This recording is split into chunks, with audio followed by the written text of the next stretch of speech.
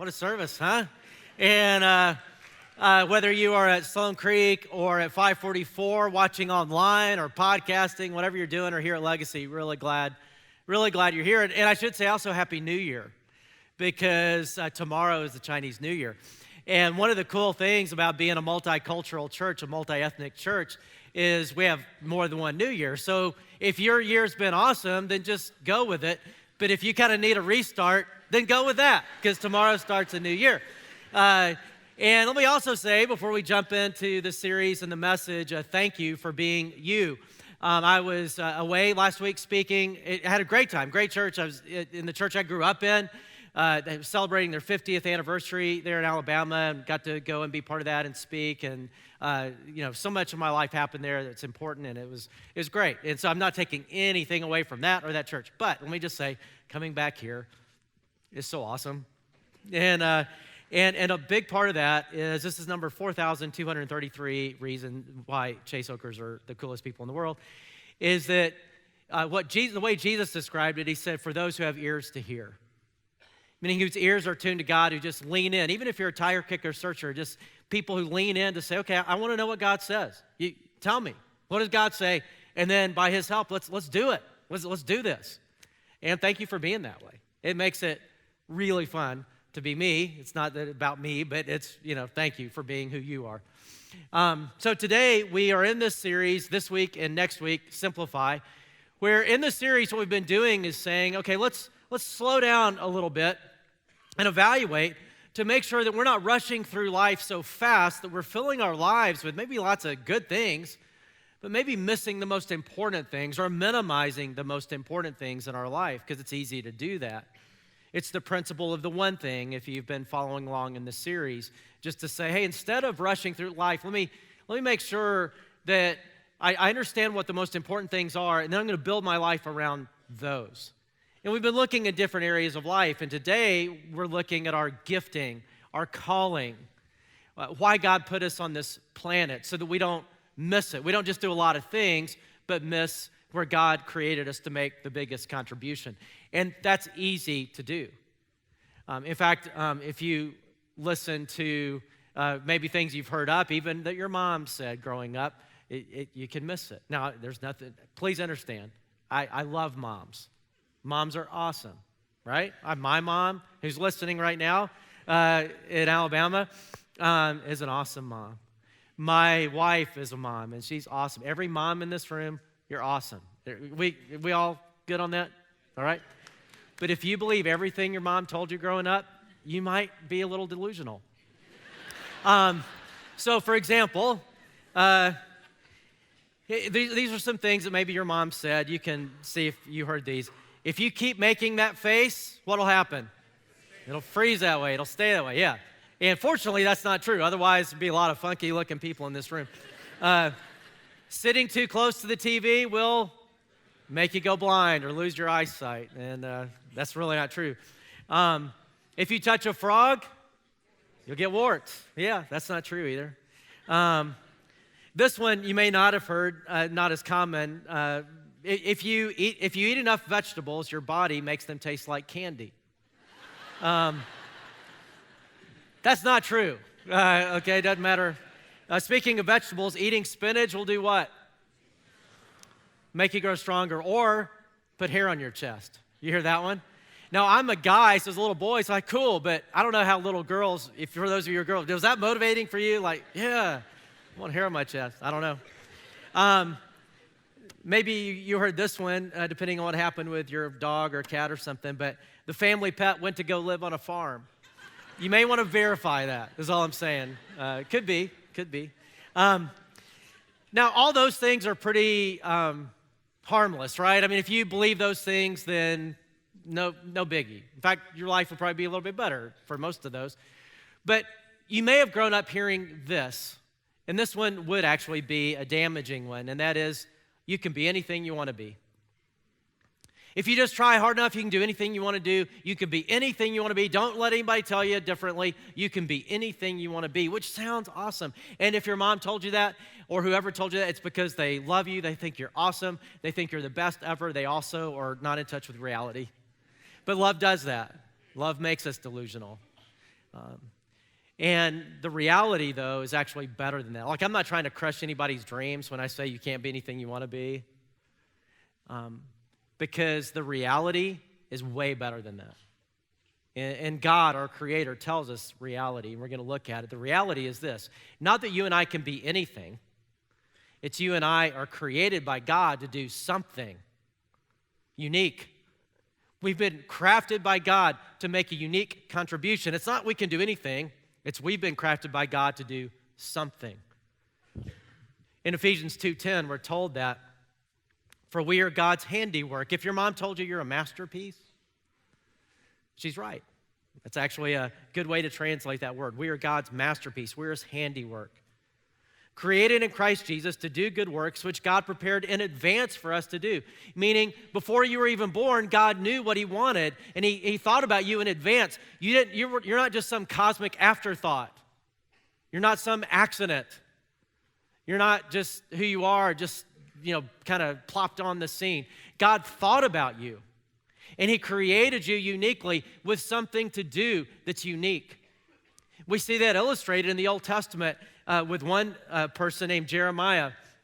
In Jeremiah chapter 1, this was a really important passage in my life because when I was a teenager, I was like 13 years old, somebody challenged me with this because Jeremiah was a teenager when God told him this. And the person who challenged me just said, hey, quit just being goofy. Like, serve God with your life because God, He's crafted you to do something right now. And here's what God told Jeremiah as a young teenager when He called him to be a prophet, a spokesman for God. Before I formed you in the womb, I knew you. Before you were born, I set you apart. I appointed you as a prophet to the nations.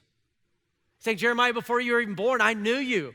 Before you were in your mommy's tummy, I had already set you apart for something, to be a prophet, to be a spokesman. And he said, and Jeremiah's like, oh, I'm too young, I can't do it. And he said, don't say that, I'll be with you. And Jeremiah did. But you and I have that same opportunity, that same reality as Ephesians tells us, that you and I, God knew you before you were born, before you showed up on this planet. You're a custom project by God to do something extraordinary and to make an extraordinary contribution, not in anything, but in a few things or one thing or something. And that's the concept of gifting. So what that means is all of us, we don't have all the gifts. So that means that all of us actually, there are areas where we will be subordinary. On our best day, we'll be subordinary. There are lots of areas where we'll be ordinary, where we can do pretty well, but never great.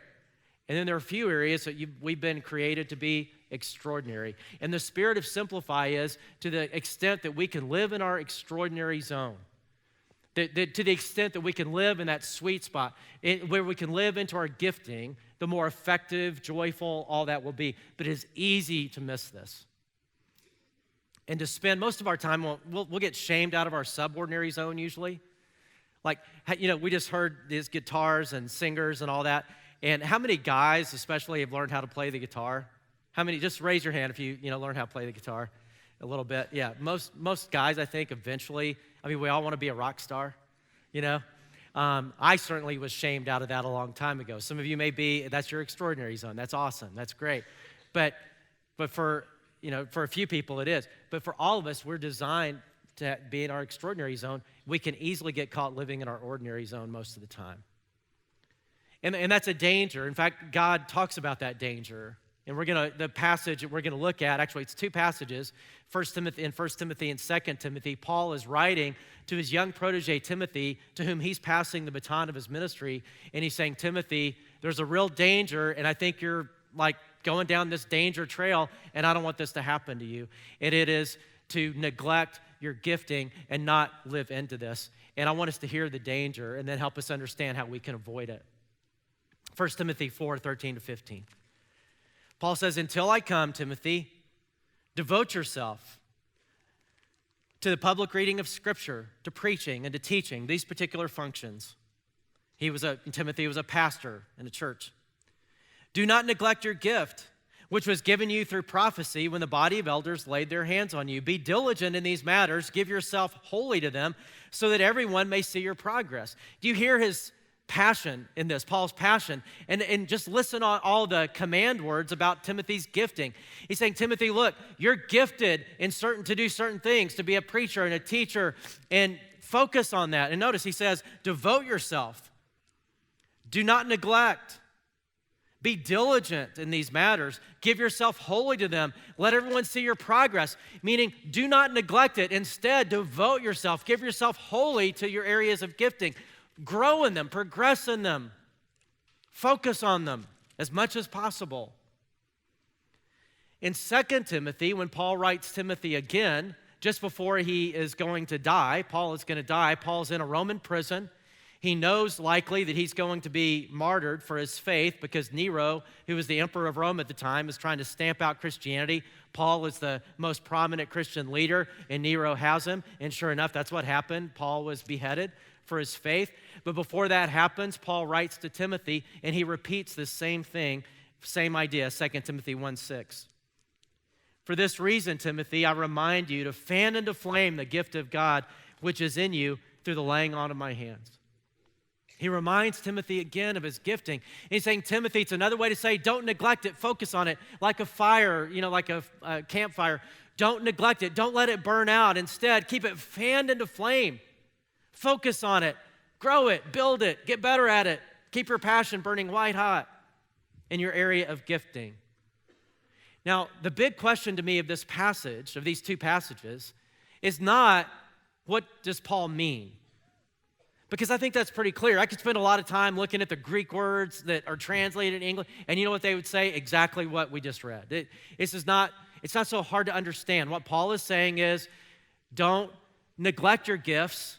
Instead, focus as much as you can around your gifts and develop them and grow them. That's what he's saying. The big question, I think, of these passages is this: why does Paul have to say it so strongly and even repeat it? Why does he have to say, Timothy, don't neglect your gift? And the obvious answer, I think, is because otherwise he might have. Otherwise, he probably would have neglected his gift, doing all kinds of good things, but missing the things that God put on him, gave him to do and to focus his life around, where he can make the greatest contribution. And if it was a danger 2,000 years ago for a person like Timothy, it certainly is for us. And I want us to understand it, to think back and say, okay, as we apply this, why would we tend to do this so that we can identify that and avoid the warning? And as I think about it, I think there's three reasons. I'm sure some of these had got Timothy. They certainly get us. And the first reason I think we would neglect our gift is gift ignorance. It's just being ignorant of our gifts. We just don't know what our gifts are. Now, some of you are really confident and you're pretty self-aware, and you'd say, yeah, I know what my gifts are. I'm really gifted to do this, this, and this, and you're doing it, and that's awesome. Some of you are really confident. Some of you are probably overconfident. Just a few of you are like, oh yeah, I'm really gifted. Chase Oak's lucky to have me. In fact, the world is lucky to have me. I'd hate to live on the world without me. Some of you are really confident. A lot of people are not at all, and really wonder, I don't know, I guess I'm gifted, but I don't know how, and I don't really think I am. And I look at these people on the platform, they're like doing all this stuff, and I can't do that, and I don't really know how I'm gifted or if I am. And it's kind of like if it worked this way and it didn't, please understand, it does not work this way. But let's say if it did work this way, that before we come on the planet as babies, we're sort of in this waiting room in heaven. It is not that way. Everybody clear about that? That is not what I'm teaching. And then, God gives us gifts before we come down. And when God was doing that, and when in your class of babies that come down, it's like you were in the bathroom when God was giving the gifts away. You come out of the bathroom and you're like, yeah, what did I miss? Oh man, God just came and gave everybody gifts. You missed it. You're like, shoot, I don't have one. I'm gonna stuck my whole life without one, But that's not true. It's not the way it works. In fact, God tells us numerous places, but Romans 12:6 just says, yeah, we've all been given gifts. It's pretty clear. You are gifted. You're in the gifted class, whether you realize it or not. God has gifted you. Now, for Timothy, it was really pretty easy to understand that, and even what his gifts are, because God names them and puts them in the Bible. And whatever this prophecy thing was that happened sounds pretty dramatic. I don't know what it was, but some way God prophecies, God speaking, God spoke and said, Timothy, here's your gifts, preaching and teaching. You're a pastor and you do that. And then Paul, even puts it in the Bible and reminds Timothy of it. He does not want Timothy to be ignorant. Timothy, wouldn't that be awesome if we could all get that? If we could hear from heaven some prophecy, oh, here's your gift, boom, boom, boom. And then you've got somebody like Paul who says, oh yeah, that's your gift, boom, boom, boom. You're like, got it.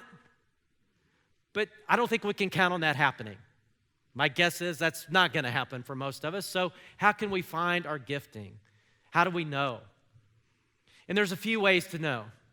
One of those, there's a cool passage in the book of Philippians where Paul says, for it is God who is at work in you, both to will and to act in order to fulfill his good purpose. So God has given us the ability to act, that's gifts and abilities, but he also gives us the desire. That along with our gifting comes a desire for that gift. A desire for that to happen. That our area of gifting is an area that actually, even when we work and we do things, it gives us energy more than it takes it away from us. It's one of the ways we can tell our gifting. And it's easiest to see that when we're little, when we're kids growing up. Because when we become adults, we start trying to be people we're not sometimes, and we have all these pressures, and we kind of lose sight of, and you can just see this more purely in little kids, just how their natural wiring is and how their natural bent is and what they're drawn to. For example, I have two boys, Colin and Caleb, who are now 19 and 22. And when they were little, you could see how different they were. Both, gifted, both of them, just like all our kids, but very differently. So my oldest, Colin, when he was little, he was always just 3, 4, 5 years old, always a connector of people. And when connecting people to each other, connecting people to God, anybody who came in to do work in our house when he was 3, 4, 5 years old, he would sit down next to him and make sure they understood how to know God. And, whether they wanted to or not, and because he really wanted that to happen. And then as he got to be in school and on sports teams, and I coached some of those teams. He was great to have on the team because his natural bent, the way his leadership gifts come out, is he's a motivator of people. And he's loved to help people do their best and to stay focused, especially when in a hockey game things got a little bit chippy or whatever. He would call the team back to focus and, hey, here's what we're doing. And and it was so great to have somebody like that on a team. And I didn't teach him to do that. I didn't tell him to do that, just what he did. Or my youngest, Caleb. We never taught him to be a risk-happy, goal-oriented person. No fear, goal-oriented person. We never told him that. In fact, when he was 6 months old, I remember walking past his room, and we had him in his room, in his baby cage, whatever you call it, and playing. And so I walked by his room, and he wasn't in his cage. He was on top of his dresser. And it's one of those things where you kind of see it, but not really. And so I kind of walk by and think, he's on his dresser. It's like, he's on his dresser. So I go back in his room, and because he's stuck up there, about to fall down. And what had happened is he had seen something on his dresser that he wanted from his baby cage. He figured out how to get out of his baby cage. And then he had moved the drawers. He's a crawler. He wasn't walking yet. He had moved the drawers, like the bottom drawer down, and then made stairs out of the drawers and crawled up there and was stuck. And who does that at 6 months old? I'm like, I didn't make him that way. God did, but I didn't teach him how to do that. That's what he did. That was his bent and his wiring. Another example of that is Warren Buffett, the guy, Berkshire Hathaway guy. There's a biography. It's a really cool biography called The Snowball. And it talks about how when he was little, a lot of it talks about how you could see that he was sort of born to do this, what he does, because you could see it in his childhood. He was fascinated as a little kid with numbers and with patterns and with analysis of numbers. And nobody told him to do that. It's just the way he was. So when he was like 4 or 5 years old, he would go look on his street. It was kind of a busy street near his house in Omaha. And he would memorize license plates and then note patterns of behavior of those cars day by day and how they change. Nobody told him to do that. Most kids were doing whatever you do when you're 5 years old and 6, not that. His favorite toy was a money changer. He just loved it. It's called the Snowball because he was fascinated by the concept when he was 6 years old that just like a snowball starts really small, on a snowy day, and if you roll it, it gets bigger and bigger. He realized numbers and wealth work the same way, and how wealth can grow from a little snowball of money, and as you grow, and as it compounds interest and you compound profits, you could just grow huge wealth from a tiny little amount of money. And so at 6 years old, he starts playing with that. He would buy packs of gum, like 5 sticks, for 15 cents. And he would sell them at school for 5 cents a piece and just grow his little wealth. And he's fascinated by that. Nobody told him to do that, right? And you could see, okay, those were the seeds. You could see that he was sort of born to do this. And that's our gifting. It's not just what we can do. There's a sense in which we're born to do this and that we're drawn to this. And one exercise that can be really helpful is to think back to your childhood, like little bitty through college. And think about 5 or 6 stories of when you were really energized and you felt really effective and really joyful. What were you doing? What activity or what thing or what cause or whatever, what were you doing? And just kind of isolate that story, isolate a few more stories, and then look for patterns. Talk about it with somebody and look for patterns. Like for me, when I did this a number of years ago, it was really helpful. And one of the patterns that I saw is in a lot of my stories, I would step into a leadership role or create something when I saw that there was a difference between the way things are and the way things not just could be, but should be. And I would either get a leadership position so I could change that, or I would just start up something new and recruit people to it to do that. And nobody told me to do that. It's just kind of what I did. And it's where I was most energized and most alive. And there were communication things in my story too and all that. But you look for your own path. It's a great little thing to do. That's one way to kind of get a glimpse of our gifting. Another way, now there's all these tests and analysis and all this that you can do. You can go online and look at gift tests and giftedness tests and spiritual gift tests. You can buy Now Discover Your Strengths, that book, and it has a test at the end. There's a lot of analysis out there to help us. You can also do this by trial and error. You just try stuff and see what works and see what flops, and that's painful, but it's one way to do it. I remember thinking when I was doing youth ministry, I learned enough guitar to try to lead worship, lead people in singing, and I knew really quickly that was not what I needed to do. When people are not worshiping but laughing and pointing fingers and all that, that I need to quit. But that's still a way to do it. But another way to do it is to actually help each other. Do what Paul did for Timothy. Evidently Paul did this for Timothy because Timothy needed Paul to do this, and that was name his gifts and remind him of his gifts. And we need that because most of us, we're always the last to know because we take our own gifts and strengths for granted because it's just what we do. It's like breathing. It's just what we do. We don't really think it's that big a deal. But when we see them in other people, it's like really impressive. But in us, they're impressed by us. We don't even know it because we're just like, I don't think I have a gift. And I don't know how many times I've talked to somebody and said, man, do you realize how gifted you are in this and how, and they're like, no, that's nothing. That's just what I do. Anybody can do that. No, we're amazed at how you can do that. Like a friend of mine who's a great host or hostess, it's a girl, and man, you go over to her house or she does a party or something, it's just awesome.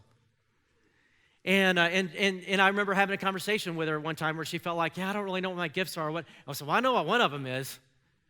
And I told her, and she was like, oh, no, anybody can do that. That's nothing. That's just having people over or making an event happen. And I was like, really? You think it's that? I said, remember like when you come over to our places, and how it stinks? And, right, just think about the difference because it's awesome what you do, and it's important what you do. Or my wife, will sometimes think, because, I don't know how I'm gifted on. And then she's got a number of them, but we take them for granted. And one I saw last week when I was in Alabama, my dad is sick and struggling, and mom, and so Christy's been there helping out a good bit, and I was there last week with them, and just watching her do what she does, and just compassion at work, her gift of compassion at work. It's a beautiful thing to watch. She's just so good at it. And she'd say, oh, no, that's nothing. That's just, being helpful. It's just anybody could do that. I'm like, no, I can't do it like that. I can try and do the best I can, but you're like, you just take it on a whole new level without even knowing it. That's our gifting. And so one thing we can do to help each other, again, is do what Paul did for Timothy, and that is to name each other's gifts. So I'm going to give you some homework, okay? And that homework is this week, If you've got a family, do this as a family. If you are single, do this with a group of friends. If you are in a life group, do it as a life group or some other group. Or just have this conversation where you name things that are extraordinary about each other, gifts, abilities, strengths that you see. And make sure everybody's included. Don't leave somebody out. But just have that conversation, Because again, we're often the last one to know ourselves. Because we don't want to be gift ignorant. Another way we can easily neglect our gift is gift envy. Gift ignorance hits a lot of people. Gift envy does as well. And gift envy is where we devalue our own contribution. We devalue our own gifting, and we value gifts that we don't have, because we think we're so impressive there, and that's what we feel like we need to be. So we end up spend a lot of time trying to be somebody that we're not, and devaluing who we are. That happens all the time. And one of the reasons that happens is because it's just sort of this natural thing where any family or group or business or school or church will tend to elevate certain gifts as more significant than others, more functions and as more significant than others. They'll value certain things. In fact, one of the reasons Paul writes the book of 1 Corinthians in the Bible is because that church did what any church does, unfortunately, and that is they were elevating certain gifts as more important than others, and everybody felt like they needed to have those gifts to be significant. Everybody was trying to do, and Paul's like, stop that.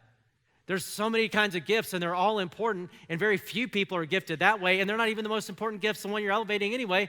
You need to be emphasizing, and so he has this whole book in the Bible about this, or a big part of that book. But any of us do that. For example, we have here at Chase Oaks an internship program and a residency program for people who believe that God wants them to go into church ministry or missions or some, like where you get paid to do ministry kind of stuff. And because we're all in ministry, but you get the deal, right? So church stuff. They'll come into that. And a lot of them are students at Dallas Theological Seminary, which is great. It's where I went. I think it's a great place to go. It's a graduate school for, And so at that environment, though, there's like any environment, there's some gifts and functions that are elevated above others. And in there right now, it's different than when I was there, but right now, it's two gifts that are elevated, and that is preaching and teaching. That's the one gift, like the Timothy gift. And then the Paul gift, which is entrepreneurial church planting, starting churches. Those two gifts are the ones that are really elevated. So guess what happens? In a short amount of time, everybody there thinks that they are a preacher, teacher, or an entrepreneurial church planter, and they try to do that. And the sad thing is only about 10%, maybe 20% of people there are really gifted that way. They're gifted in other ways, but not that way. So they try to squeeze into those two things, and they try to go start a church, and it kind of flops or doesn't go, and they think, oh, God's just not working, and whatever.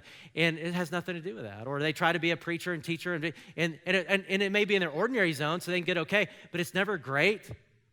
And it's always kind of disillusioning. That's not just true. And so one of our things in ministry, in the internship, is to help them see, no, this is who you are and where your extraordinary zone is, and focus on that. Don't try to be something you're not. Don't try to value something you're not. You see it in families where certain jobs, are you going to be this or this? I don't care who you are, And people feel like they need to do that at the expense of how God has wired them to be extraordinary. There's a guy named Bob Beal who is a coach and mentor to leaders in business, like CEOs of really large companies, Fortune 500 companies. And I heard him one time in a talk say this: the saddest people I meet are people who are highly skilled in their job, but not highly gifted. Meaning they have enough, it's in their ordinary zone, so they can do pretty well, and they can work really hard at becoming skilled, but it's not in the area of gifting. So things are, on their best day, okay, maybe even good, but never great. They've missed their sweet spot. They're just outside their sweet spot. And he says that's the saddest people. And it's easy for that to happen. So it's a great thing to ask ourselves, am I a victim of gift envy? Do I devalue who I am at the expense of who God has created me to be, and therefore outside of my sweet spot? I may even be highly skilled, but not highly gifted. And one way we can help each other on this is when remember the homework I talked about? Humor me, okay, thank you. In addition to naming the gift, then name the value too. Because often we don't see how what we do is that important or that valuable. We see it in other people, but again, we just take it for granted. So just say, man, this is what you bring, this is what you do, and this is why it is so important and why it's so cool and why we really need you to do this. Because everybody wins if you live in your extraordinary zone, and we really need you to do it. And yeah, I mean, we all got to do lots of things, but man, to the extent that you can do that, it'd be really awesome because it's really important. So add that to it. But there's another way, and I think my guess is Timothy got hit on this one. One of the reasons that he would neglect his gift and Paul would have to say what he said, and that is gift drift. Gift drift. See, I'm a poet. It's pretty cool, isn't it? Gift drift. Gift drift is where you drift and you kind of wing it in your strengths, in your gift areas, trying to do everything. You're trying to do it all, trying to do, and you can wing it in your area of gifting, so you kind of do that. You just wing it. And then you spend most of your time in your areas of weakness because areas of weakness demand more of our time. It's not as natural, and so we end up trying to shore up our weaknesses rather than exploiting our strengths and trying to do it all. And it's easy to do that. In fact, I spent a chunk of my ministry years doing that. I talked on the first week about how I made massive changes in my first week of Simplify, how I made massive changes in my schedule. Because Christy made me, my wife made me, because I was gone all the time from my family and my kids were little. She's like, I'm not going to let you do this anymore. But one of the things, when I really looked at what I was doing, I realized that I was spending a lot of my time trying to be the leader. I kind of had this feeling that leaders should be able to do it all, which is stupid, but that's just kind of the way I was thinking. And so therefore, I was trying not only to bring what I bring to the table, which is on the creation side and the idea side and the communication side, in the visionary leadership side, but I was trying to be a great organizer and administrator and operate all this stuff, and that started an organization outside the church and then done all this stuff in it, and I was just going crazy doing all this and spending most of my time in areas of weakness, winging it in areas where I was actually my sweet spot, because you can kind of wing it and just kind of, it just works even if you don't try that hard because it's your area of gift. And then I realized what was happening. So when I made those changes, I was able to delegate, able to hire some people, able to recruit some volunteers as well that were really great in areas where I was weak. And when I first did that, I was really nervous because I was in control when I was doing it all, right? And when I delegate, it's like, what if it falls apart? And you know what happened when I delegated to people? Everything got way better. It didn't fall apart. It got way better. Because it was in their area of gifting. And they were really awesome at those areas, way better than me. And what I'd been doing the whole time was stiff-arming them, keeping them from participating and using their gifts and abilities. I was holding back the ministry, trying to do it all. And I was killing myself, and I lived with a frown most of my time. And when all that changed, everything got better. Everybody wins when we live as much as possible in our extraordinary zone, and we release others to live in their extraordinary zone, in their areas of strength, in areas where we're weak, and everybody can move forward that way. The way Andy Stanley, who's a pastor in Atlanta and an author, says it is this: your fully exploited strengths are always of far greater value to your organization than your marginally improved weaknesses. That's absolutely true. You can spend a lot of time trying to make your weaknesses not as weak, or you can do what Paul told Timothy to do. Fan your strengths into flame. Devote yourself to your strengths. Give yourself wholly to your strengths. Let everybody see your progress in your area of strengths.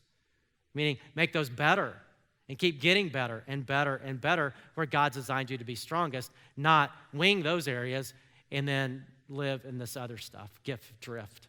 So for some of you, as you evaluate your life, think, man, I got some gift drift going on. And that means you have some work to do and some delegation, if possible, to do to fully exploit what God's given you to do, whether that's in your work or in church or family, whatever, school. So when you put all this together, think, okay, I can't be anything I want to be. But reality's better than this. Because it's not that I've been put on this planet to do anything. I've been put on this planet to do something. And God thought about me, and He created me. And everybody wins to the extent that I live as much as possible in that sweet spot, in that zone where God's created me to be extraordinary. So as you evaluate your life, which of these do you tend to get you? Is it gift ignorance? Then we talked about what to do there. We got some homework, right? Or is it gift envy? Or is it gift drift? Whatever it is, isolate that. And this week, take some steps out of that to say, man, I don't want to neglect my gift. I don't want to make that mistake. I want to live as much as possible because a lot's at stake here. Our joy is at stake.